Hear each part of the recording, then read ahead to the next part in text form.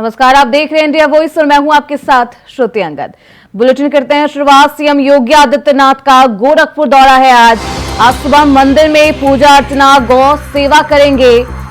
CM योगी सुबह 11 बजे मुख्यमंत्री योगी पहुंचेंगे रामगढ़ ताल। राष्ट्रीय रोइंग चैंपियनशिप के कार्यक्रम में लेंगे हिस्सा। विजेता और उपविजेता खिलाड़ियों को करेंगे पुरस्कृत।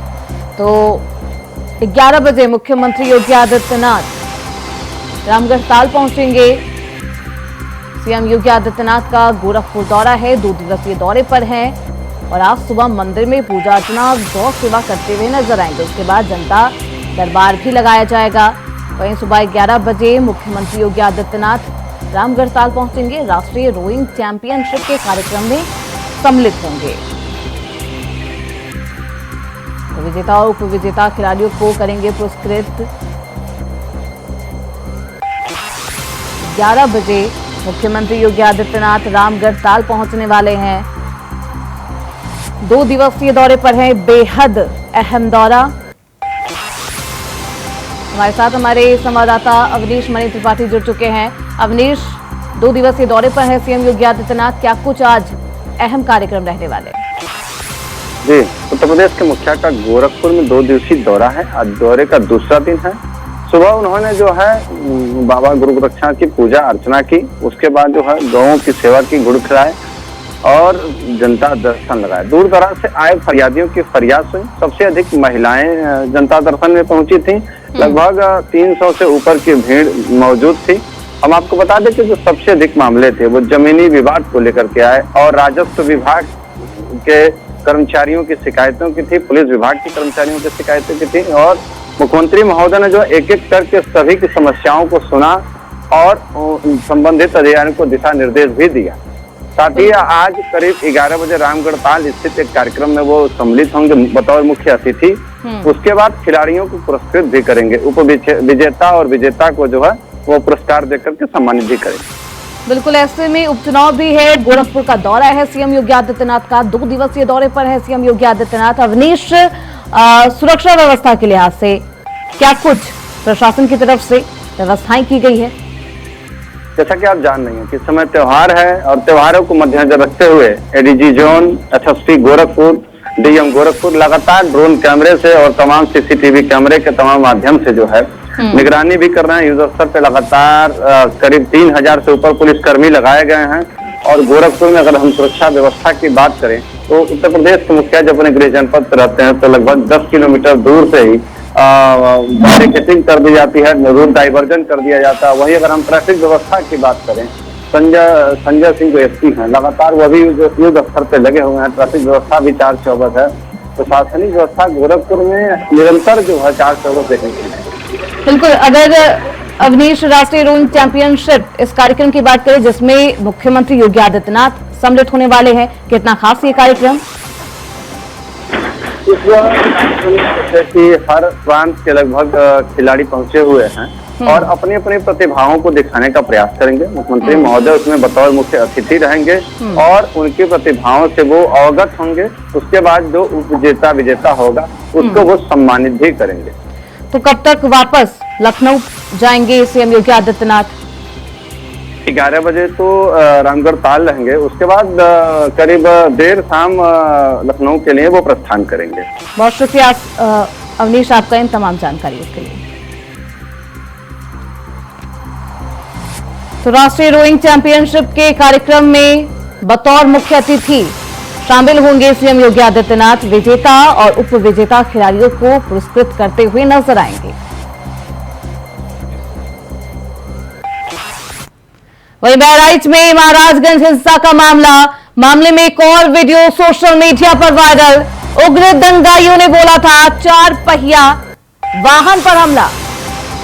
घर के बाहर खड़े वाहन को किया था तहस नहस। वाहन को आग के हवाले करने का हुआ था प्रयास। वाहन के पेट्रोल टैंक में आग लगाने का प्रयास किया गया। बीते 14 अक्टूबर को हुई थी वारदात। घटना का पूरा वीडियो सीसीटीवी में कैद हुआ है। वीडियो के सहारे दंगाइयों की धरपकड़ लगातार जारी है।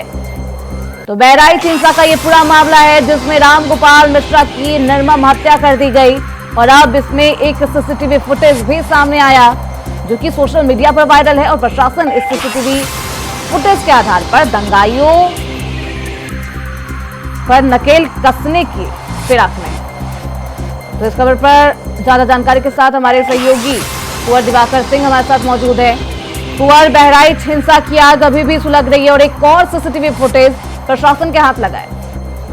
जी श्रुति, जैसा कि बताना चाहेंगे, महाराजगंज दंगा में एक नए वीडियो सामने वायरल हो रहे हैं। ऐसे में कोई नया वीडियो आ जा रहा है। एक वीडियो वायरल हुआ है जिसमें जो है महाराजगंज दंगे के दौरान एक गाड़ी चरपहिया जा रही है, जिसको आधे दर्जन से ज्यादा लोग जो है लाठी डंडे से तोड़ रहे हैं। तोड़कर जो है पूरी तरह क्षतिग्रस्त कर दिए हैं और पुलिस इनकी पहचान कर रही है कि कहाँ के लोग हैं और किस गांव के लोग हैं। लगातार पुलिस इसमें जो है दबिश देकर आदमियों को तलाश करके गिरफ्तारी भी कर रही है और लगभग 13 मुकदमा दर्ज हो गए हैं। 126 लोग अब तक जेल भी जा चुके हैं। जी बिल्कुल कुंवर, 14 अक्टूबर को ये हिंसा हुई थी, अभी क्या कुछ माहौल बहराइच में? बहराइच में माहौल शांत हो गया है। महाराजगंज मस्जिद के पास लगातार पुलिस प्रशासन की नजर बनी हुई है। चहल पहल लौट आई है, लोगों की दुकानें खुल गई हैं, रौनक लौट आई है। दीपावली भी, लेकिन त्योहार पर कहीं न कहीं असर पड़ रहा है और व्यापार पर भी असर पड़ रहा है। जो पहले से चहल पहल दिख रही थी वो नहीं दिख रही है, लेकिन पुलिस प्रशासन कहीं न कहीं एक्टिव नजर आ रहा है। ऐसे में त्योहारी सीजन को देखते हुए पुलिस प्रशासन बेहद एक्टिव है। कुंवर, क्या अभी तक जो सीसीटीवी प्रशासन के हाथ लगी उसके आधार पर किसी की गिरफ्तारी, किसी को हिरासत में लिया गया हो? प्रशासन एक दूसरी तरफ विधायक के पुत्र पर हमला हुआ था, जिसमें विधायक ने भी एफआईआर कराई थी, जिसमें कोतवाली नगर के लगभग 6 चौकी इंचार्जों को सीओ के अध्यक्षता में कमेटी गठित करके सीसीटीवी चौराहा की फुटेज खंगाल ली जा रही है। लेकिन कहीं न कहीं कुछ फुटेज जो है दुकानदारों ने गायब कर दिया है। फुटेज कुछ लोगों को नहीं मिल रही है। पुलिस फुटेज तलाश कर लगातार गिरफ्तारी कर रही है। इसमें लगभग अब तक 126 लोगों को पुलिस गिरफ्तार करके जेल भेज चुकी है। बाकी और लगभग 13 पे एफआईआर पंजीकृत की जा चुकी है। एक एफआईआर विधायक महासी सुरेश्वर जी की तरफ से एफआईआर की गई है। पुलिस लगातार इसमें छानबीन कर रही है। जी बिल्कुल कुंवर, इस पूरे मामले पर सियासत भी तेज नजर आई। जिस तरीके से बीजेपी के विधायक ने एफआईआर दर्ज की, उसके बाद से अखिलेश यादव ने बीजेपी पर ही दंगा कराने का आरोप लगा दिया। जी, पूर्व मुख्यमंत्री अखिलेश यादव ने बीजेपी पर भी दंगा का आरोप लगाया था, जिसमें भाजपा के नगर युवा मोर्चा हर्षित श्रीवास्तव भी नामजद हुए थे। लेकिन सुरेश्वर सिंह विधायक ने एक प्रेस वार्ता करके बताया, इसमें मैं नहीं जानता था, लेकिन उन्होंने बताया कि पुलिस विवेचना कर रही है, जो दोषी होंगे उन्हीं पर कार्रवाई होगी। सीसीटीवी फुटेज के माध्यम से मुकदमा लिखाया गया है, जिसमें मेरे बेटे पर हत्या का प्रयास किया गया और जो है गाड़ी में क्षतिग्रस्त किया गया, गाड़ी तोड़ फोड़ की गई। जी, इस सीसीटीवी फुटेज के आधार पर कितने लोगों पर प्रशासन का शिकंजा कसा जाएगा? कितने लोग इस सीसीटीवी फुटेज में मौजूद? सीसीटीवी फुटेज में हजारों के ऊपर अज्ञात एफआईआर हुई है और कुल मिला के एक नहीं करके 13 एफआईआर हो चुकी हैं। एक एफआईआर विधायक की तरफ से बहराइच कोतवाली नगर में हुई है। वही महाराजगंज हिंसा के मामले में थाना हरदी पड़ता है। थाना हरदी में जो है 10 एफआईआर, एक एफआईआर पहले हुई थी, जिसमें मुख्य आरोपी हामिद सैयद 4 लोग नामजद थे, 6 अज्ञात थे।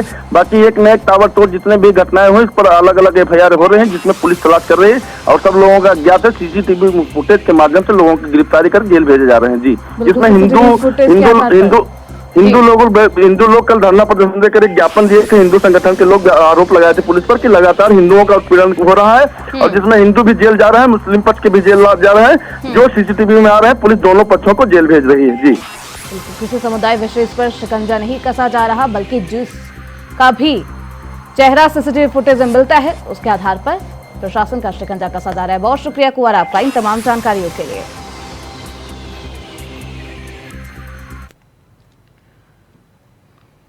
वही सपा अध्यक्ष अखिलेश यादव ने एक्स पर पोस्ट किया है, पद यात्रा में केजरीवाल जी पर हमला निंदनीय। अखिलेश यादव ने ये पोस्ट किया है एक्स पर। यह हमला किसने करवाया होगा कहने की आवश्यकता नहीं, सब जानते हैं राजनीति में हिंसा किसका सिद्धांत है। अखिलेश यादव ने ये तंज भरा पोस्ट बीजेपी पर किया है। हिंसक होना हारने की निशानी है। उपचुनाव को लेकर एक तरफ सियासत तेज है, वहीं अखिलेश यादव बेहद एक्टिव मोड में नजर आ रहे हैं और अब एक्स पर पोस्ट करते हुए बीजेपी सरकार पर निशाना साधा है। इशारों ही इशारों में राज्य सरकार पर निशाना साधते हुए नजर आए अखिलेश यादव। पदयात्रा में केजरीवाल जी पर हमला निंदनीय। अखिलेश यादव ने एक्स पर यह पोस्ट किया है, ये हमला किसने करवाया होगा कहने की आवश्यकता नहीं, सब जानते हैं राजनीति में हिंसा किसका सिद्धांत है। इस पूरे पोस्ट को बीजेपी पर हमला बताया जा रहा है। अखिलेश हिंसक होना हारने की निशानी नहीं है। एक्स पर यह पोस्ट किया गया है, अखिलेश यादव ने यह पोस्ट किया है। और जिस तरीके से पद यात्रा में केजरीवाल पर हमला किया गया उसे निंदनीय अखिलेश यादव ने बताया है। साथ ही साथ इशारों ही इशारों में बीजेपी सरकार को घेरते हुए भी नजर आए। तो सपा अध्यक्ष अखिलेश यादव ने एक्स पर यह पोस्ट किया है। उपचुनाव को लेकर एक तरफ सरगर्मियां तेज है तो वहीं दूसरी तरफ इस पोस्ट ने तहलका मचा दिया है। पद यात्रा में केजरीवाल जी पर हमला निंदनीय है। अखिलेश यादव का यह पोस्ट, यह हमला किसने करवाया होगा कहने की आवश्यकता नहीं, सब जानते हैं राजनीति में हिंसा किसका सिद्धांत है। तो बहराइच हिंसा को लेकर भी लगातार राज्य सरकार पर हमलावर है अखिलेश यादव। और लगातार ये कहा जाता है उनकी तरफ से कि चुनाव आते ही दंगा करवाया जाता है बीजेपी के द्वारा। और ऐसे में एक बार फिर से एक्स पर पोस्ट करते हुए अखिलेश यादव ने ये तंज कसा है। इस खबर पर हमारे साथ हमारे सहयोगी मोहम्मद आसिफ फोन लाइन पर हमारे साथ जुड़ चुके हैं। आसिफ, एक बार फिर से अखिलेश यादव ने ये पोस्ट किया है जहां एक तरफ वो बोल रहे हैं कि अरविंद केजरीवाल के साथ जो घटना हुई वो बेहद निंदनीय है, वहीं दूसरी तरफ दंगा का आरोप इशारों में बीजेपी पर लगाते हुए नजर आए। जी बिल्कुल, सुनते ही जिस तरह से सपा प्रमुख अखिलेश यादव दिल्ली के पूर्व सीएम अरविंद केजरीवाल को लेकर बयान दे रहे हैं और इससे साफ है कि वह बीजेपी पर हमलावर हैं। और जिस तरह से अरविंद केजरीवाल पर हमला हुआ उसको लेकर सोशल मीडिया पर पोस्ट भी किया है और कहा है कि दिल्ली में पदयात्रा के दौरान अरविंद केजरीवाल पर जो हमला हुआ है वह निंदनीय और छिलतली है। और यह भी कहने की कोशिश की है कि यह हमला किसने करवाया होगा और कहने की आवश्यकता नहीं है। अभी लिखा गया है, सब जानते हैं कि भारत की राजनीति में हिंसा और नफरत इसकी राजनीति के सिद्धांत है। हिंसा खोलना हारने की निशानी है। तो साफ है सपा प्रमुख अखिलेश यादव ने बीजेपी पर निशाना साधा है, बीजेपी को हिंसक भी बताया है और साथ ही साथ यह भी कहने की कोशिश किया है कि बीजेपी किसी भी स्तर पर जा सकती है, वह किसी पर हमला भी करा सकती है और साथ ही साथ नफरत और हिंसा की राजनीति बीजेपी करती है। और अरविंद केजरीवाल के साथ मजबूती से सपा प्रमुख अखिलेश यादव खड़े भी दिखाई दे रहे हैं। जी सुखी, बिल्कुल आसिफ, पद यात्रा में केजरीवाल के साथ जो कुछ हुआ उस मामले पर लगातार सियासत तेज है। वहीं दूसरी तरफ ये मामला बहराइच हिंसा से भी जुड़ता हुआ नजर आ रहा है जिस तरीके से अखिलेश यादव ने तंज भरा पोस्ट किया है।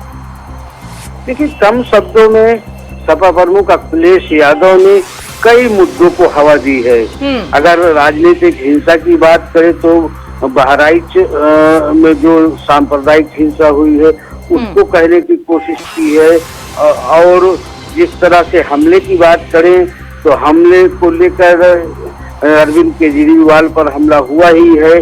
तो कुल मिलाकर यह कहा जा सकता है कि सपा प्रमुख अखिलेश यादव बहराइच हिंसा, नफरत की राजनीति और हिंसक जो होने की बात भाजपा को ही कहा। हालांकि उन्होंने नाम नहीं लिखा है बीजेपी का, लेकिन इशारों में बहुत कुछ कहने की कोशिश की है। हालांकि यूपी का उपचुनाव है और उपचुनाव में जिस तरह से अब सियासत पूरी तरह से गरमाई है, हमले तेज हो रहे हैं और कोई भी मौका सपा प्रमुख अखिलेश यादव गंवाना नहीं चाहते हैं बीजेपी पर हमले को लेकर।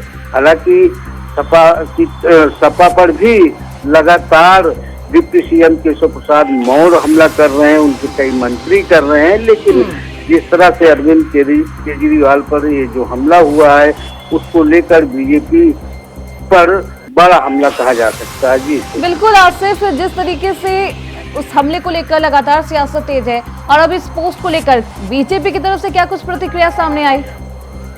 देखिए, अभी देर रात जो है सपा प्रमुख अखिलेश यादव ने यह पोस्ट किया था और इस पोस्ट के बाद सियासी हलचल भी तेज हो चली है। और जो पोस्ट हुई है उसमें कई ऐसे रिएक्शन भी सामने आए हैं जिसमें यह कहने की कोशिश की गई कि आखिर कौन सी गुंडा पार्टी है। क्योंकि कल ही डिप्टी सीएम केशव प्रसाद मौर्य ने एक बड़ा हमला बोला था और कहा था कि समाजवादी पार्टी गुंडों की पार्टी है और इसके मुखिया सपा प्रमुख अखिलेश यादव हैं। और जो पोस्ट केशव प्रसाद मौर्य की हुई थी उसका पलटवार भी अरविंद केजरीवाल पर हमले का बहाना बनाकर की गई है। तो यह सब साफ है, हालांकि जनता सब कुछ देख रही है कि कौन सच बिल्कुल बोल रहा बिना है, नाम कौन लिए झूठ बोल रहा है। बीजेपी पर हमलावर नजर आए हैं अखिलेश यादव। बहुत शुक्रिया आसिफ आपका इन तमाम जानकारियों के लिए। वही रायबरेली से बड़ी खबर सामने आ रही है। 2.25 साल बाद होगी दिशा की बैठक। 5 नवंबर को होनी है दिशा की बैठक। सांसद राहुल गांधी बैठक में होंगे शामिल। रायबरेली में दिशा के सभापति हैं राहुल गांधी। केंद्रीय योजनाओं की बैठक में होगी समीक्षा। अमेठी सांसद केएल शर्मा भी इस बैठक में रहेंगे मौजूद। पिछली दिशा की बैठक 28 अगस्त 2022 को हुई थी, यानी कि 2 साल बाद, 2.25 साल बाद ये बैठक की जानी है। कलेक्ट्रेट परिसर स्थित बचत भवन में ये बैठक होगी। तो 5 नवंबर को होनी है दिशा की बैठक, जिसमें राहुल गांधी और अमेठी के केएल शर्मा भी मौजूद हैं। तो सांसद राहुल गांधी इस बैठक में शामिल होंगे।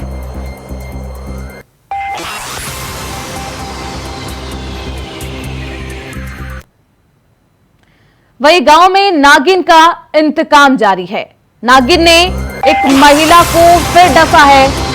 नागिन के डसने से महिला की हालत गंभीर।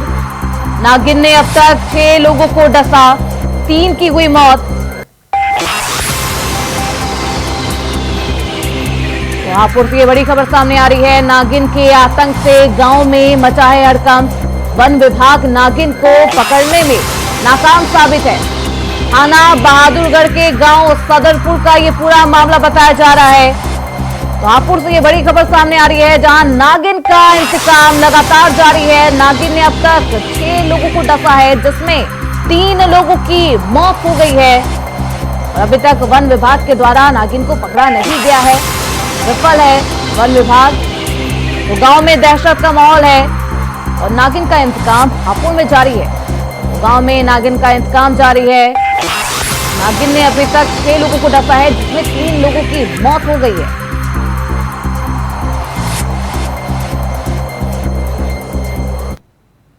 रुकेंगे छोटे से ब्रेक के लिए, फौरन लौटेंगे। ब्रेक के बाद एक बार फिर से आप सभी का स्वागत है। खबरों में बढ़ते आगे। मेरठ थाना लिसाड़ी गेट क्षेत्र में छेड़छाड़ से परेशान छात्रा ने स्कूल जाना छोड़ने का ये पूरा मामला सामने आया है। परिजनों की शिकायत करने के बाद छात्रों को घर से उठाने की धमकी दी गई। परिजनों का आरोप है कि शिकायत करने गई छात्रा के कपड़े फाड़ दिए गए। लगातार लिसाड़ी गेट क्षेत्र में बढ़ रही छेड़छाड़ी की ये घटना पुलिस रोकने में नाकाम साबित होती हुई नजर आ रही है। तो एसएसपी से परिवार वालों ने गुहार भी लगाई है और छेड़खानी से परेशान छात्रा ने स्कूल जाना ही छोड़ दिया। और ऐसे में परिवार ने शिकायत दर्ज करवाई है। एसएसपी के समक्ष जाकर न्याय की गुहार लगाई है। पूरा मामला मेरठ थाना लिसाड़ी गेट का बताया जा रहा है, जहां मनचलों के हरकत से छात्रा बेहद परेशान।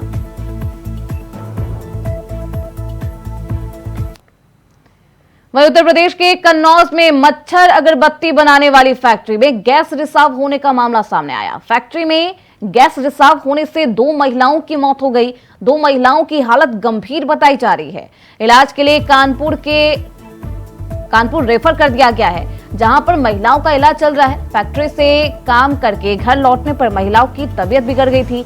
डीएमएसपी फैक्ट्री पहुंचे। फैक्ट्री पर ताला लटका मिला। सदर कोतवाली के मोहल्ला गदनपुर बड्डू का ये पूरा मामला बताया जा रहा है। तो केमिकल रिएक्शन की आशंका भी जताई जा रही है। वही मौत पर अब बवाल है। 2 महिला कर्मियों की मौत हो गई है। वहीं 2 महिला की हालत बेहद गंभीर बताई जा रही है। कानपुर रेफर किया गया है दोनों महिलाओं को।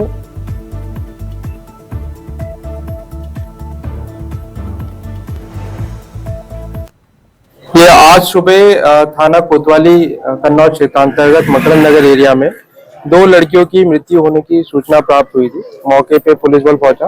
घटनास्थल का निरीक्षण मेरे व जिलाधिकारी कन्नौज द्वारा भी किया गया है। इसमें जो परिवारजन से जो बात हुई, इन्होंने बताया कि ये जो 2 लड़कियों की मृत्यु हुई है, ये एक मॉस्किटो रेपेलेंट बनाने वाली फैक्ट्री में काम करते थे।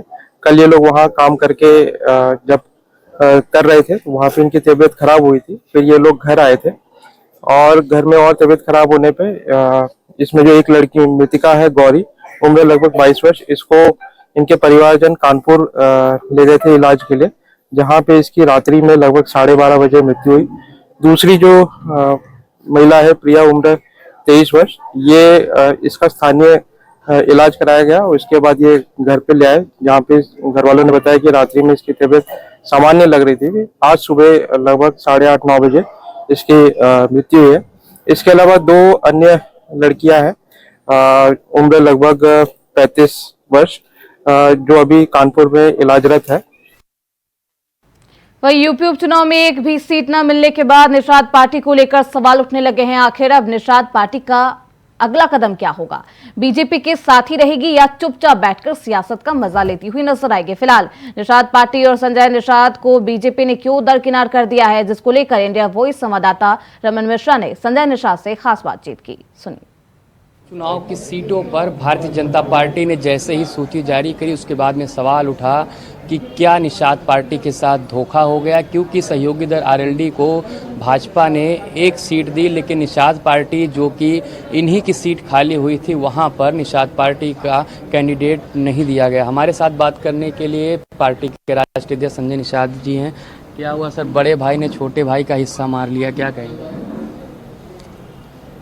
नहीं, ऐसे हिस्सा मारने के लिए नहीं हो सकता है, क्योंकि जब निषाद अनट्रेंड थे तब राजनीति के शिकार थे। अब पॉलिटिकली ट्रेंड हो गए हमारे कार्यकर्ता पदाधिकारी, इनका अब हिस्सा कोई खा नहीं सकता। जिसने धोखा दिया वो धोखा खाया है। कांग्रेस ने धोखा दिया, सपा बसपा ने धोखा खाया। आज के दिन में हमारी सामाजिक मुद्दा एक है, राजनीतिक, जो हमारी संवैधानिक मुद्दा है, वो आरक्षण है। आज के दिन में ये सुरक्षित, आरक्षण से सुरक्षित है, संविधान से सुरक्षित है। संविधान सुरक्षा देती है और संविधान ने इन्हें सुरक्षित दे रखा है। लेकिन कुछ उत्तर प्रदेश में, दिल्ली के गजट में हम सुरक्षित, उत्तर प्रदेश के गजट में असुरक्षित है। सर, आप 3 दिन वहां पर थे, क्या बातचीत आपकी हुई? अंत में माना जा रहा था कि 1 सीट फाइनल हो गई है आपकी। नहीं, वहाँ हो रहा कि हमें जीत चाहिए। हम लोग जीत के लिए भारतीय जनता पार्टी के साथ, जब से मैं आया हूँ जिसके साथ रह रहा हूँ वो जीत रहा है। 2018 में सपा बसपा के साथ था। उत्तर प्रदेश में आपने देखा उपचुनाव में गोरखपुर, फूलपुर, कैराना, नूरपुर 4 सीट जीते थे। हम जिसके साथ निषाद रहता वही जीतता है और निषाद पार्टी जिसके साथ रहता वो जीतती। निषाद पार्टी जीत के लिए आई है। हम जीत के लिए उनसे बताया कि निषाद बहुत गुस्से में है, आक्रोशित है, क्योंकि जिस मुद्दे के हल के लिए आपके साथ आया था, केंद्र राज्य में आपकी सरकार है, माननीय योगी जी इस पद उठाते रहे इनके मुद्दे को, लेकिन हल नहीं हुआ। चूंकि आपने कहा था कि भाई बड़े मुद्दे हैं देश के, धारा 370, राम मंदिर, अर्थव्यवस्था, ये हल हो जाने के बाद होगा। आपने 10% का अपर कास्ट में दे दिया, महिलाओं का दे दिया। अब ये गुस्से में है, ये कहते हैं हमारा मुद्दा कहाँ है, अगर इनके हल कर दे तो ये वोट देने के लिए तैयार है। आज मैं धन्यवाद दूंगा शीर्ष नेतृत्व को कि दीपावली बाद हो इस मुद्दे के हल के लिए बैठने के लिए, चर्चा करने के लिए तैयार हो गए। अब समाज हमारा निश्चित रूप से जहाँ चर्चा होती है, बैठक होती है, उस समस्या का समाधान होता है। तो ये हमें जीत बदलने के लिए हमारे आरक्षण का मुद्दा, हम आज उपचुनाव भी जीतेंगे, 2027 भी हम लोग जीतेंगे। यानी 2 सीटों के बहाने आपने बड़ा ऐतिहासिक मुद्दा सॉल्व कर लिया। ये पहले जब भी हम मिलते रहे, तो चूंकि मैं वकील हूँ, तो जिस मुद्दे के हल के लिए आया हूँ, चाहे प्रधानमंत्री मिलते हो तो उनको ज्ञापन देते हो, मैं कभी राष्ट्रपति से मिलता हूँ तो उनको बताता हूँ कि इनके सामाजिक मुद्दे आपके द्वारा, आपके राष्ट्रपति महोदय आपके नोटिफिकेशन। तो सुना आपने, संजय निषाद का साफ कहना है कि सीटों का मामला ही नहीं है, मामला जीत का है और दिल्ली में उन्हें 2 सीटें भले नहीं मिली, लेकिन उनकी बातचीत भाजपा आला कमान से और सरकार से फाइनल हो गई है कि दिवाली के बाद जो निषादों के आरक्षण का मामला है उसको फाइनल स्टेज में पहुंचाया जाएगा और निषाद समाज का आरक्षण दिलाया जाएगा। कैमरामैन राहुल के साथ रमन मिश्रा, इंडिया वॉइस। फिलहाल इसी के साथ इस बुलेटिन में बस इतना ही। देखते रहिए इंडिया वॉइस।